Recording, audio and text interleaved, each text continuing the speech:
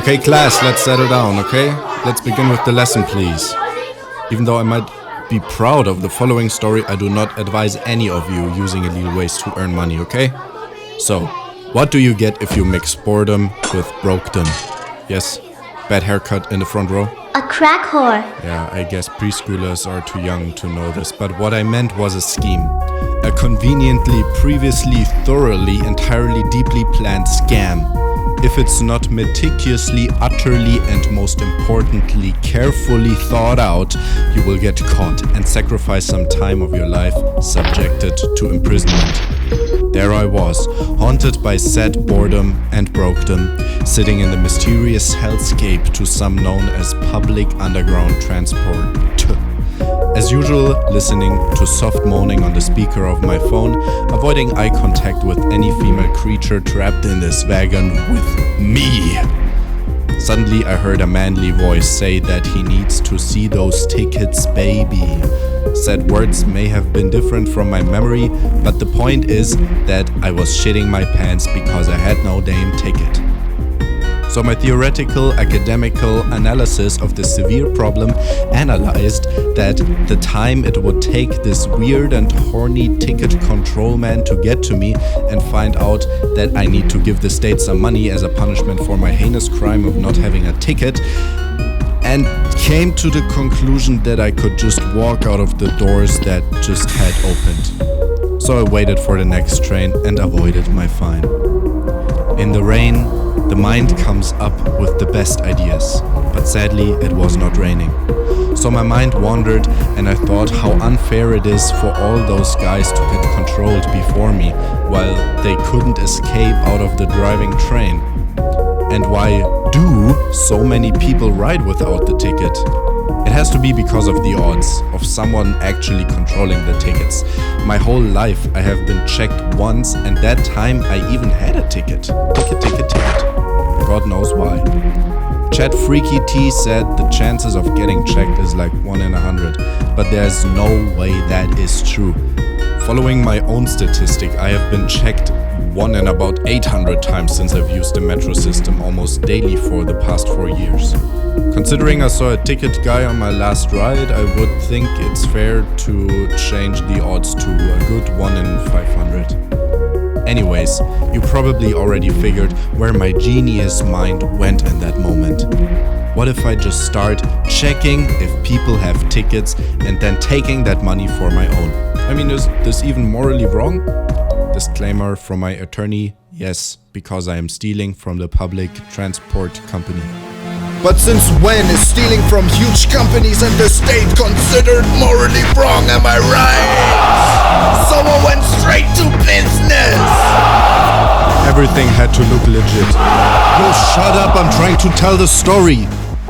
Okay, everything had to look legit. So I ordered a hand printer, a hand scanner, and a Raspberry Pi online, which I then ate.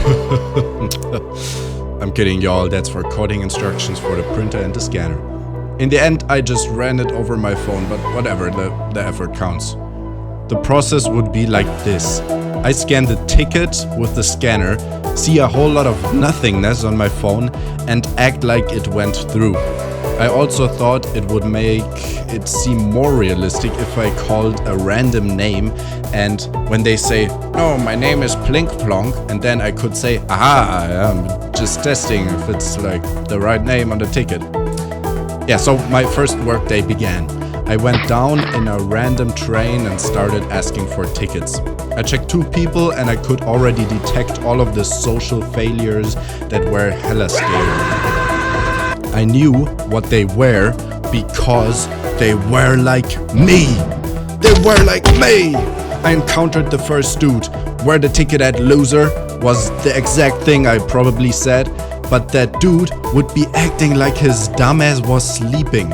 Are we serious? I just saw you lock eyes with me. And I couldn't get him awake until we arrived at the stop, at which all of the underachievers sprinted out anyways. So I changed the trains. And what did I hear from everyone else I tried to confront? "I ain't got no cash on me, sorry man." So I would just print a fake ticket for them to not get caught. I was punching my pillow that night, but not with my fists. Next day, I had to call up my buddy to help me. A 2v1 would at least solve the problem of not wanting to pay or acting asleep. And his dad had a small shop in which they had a card Apple Pay reader we could connect to a new bank account we just opened. He told his dad that one of his customers broke it while he was on a shift, and we even managed to make a bank account almost untraceable back to us, so if somebody checked where their money went, they would only know that it didn't go where it should have gone, am I right? Method to get an anonymous bank account in the video's description, y'all, check it out. Just kidding. The day came where me and my boy pulled up straight to action, ganging up on poor grandmas with no money for tickets and rich university idiots too high to buy a ticket. We fleeced everyone, plus $100 fine, next minute, next 100, twins, boom, 200. After almost 16 hours of hard work, we went home and sat on his couch. We checked our bank balance and it was at around 12,000 and a something hundred. We split it 60-40 because I hate my bro and I had the idea. I'm joking, love you bro Dinkle. For a few weeks we slept good, but the stupid printer whispered to me like the Green Goblin mask. The money was just too sweet. You guessed it and probably also read the title of the video, the story wasn't over yet. After a quick Diddy session, we went back to the tunnels. Roaring train, coughing passengers, it was heaven. But every hero will make a mistake that will force him to watch himself become the villain. We were in flow state, but the arrogance shot to my dear friend's head. I just heard him utter the words. $250. I was knocked back into reality and looked in his innocent yet beautiful eyes. All I could do was agree. I mean, it would show everyone that we were fake if I started arguing with my coworker about the price of the fine. It did work like 6 or 8 times, but what had to happen did happen. The hot mom roadblock in our road of success. There she was, stunning, smooth skin, slender though well-proportioned, but with a disgustingly corrupt character. I know we were the ones being criminals and scamming people, but there's no good or bad in this world, just two perspectives. At first, she skeptically inquired about the raise of the fine, and my companion, half donkey, half man, really asked her why she is too stupid to buy a ticket and now acting smart like she would remember the price of the fine. So of course, she called someone to complain.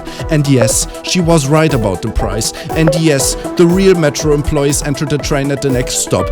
And yes, they were more than us. And yes, they called the police. We got arrested, and since we didn't want to give them our names for some reason, and we also didn't have IDs, they held us in jail for 2 nights.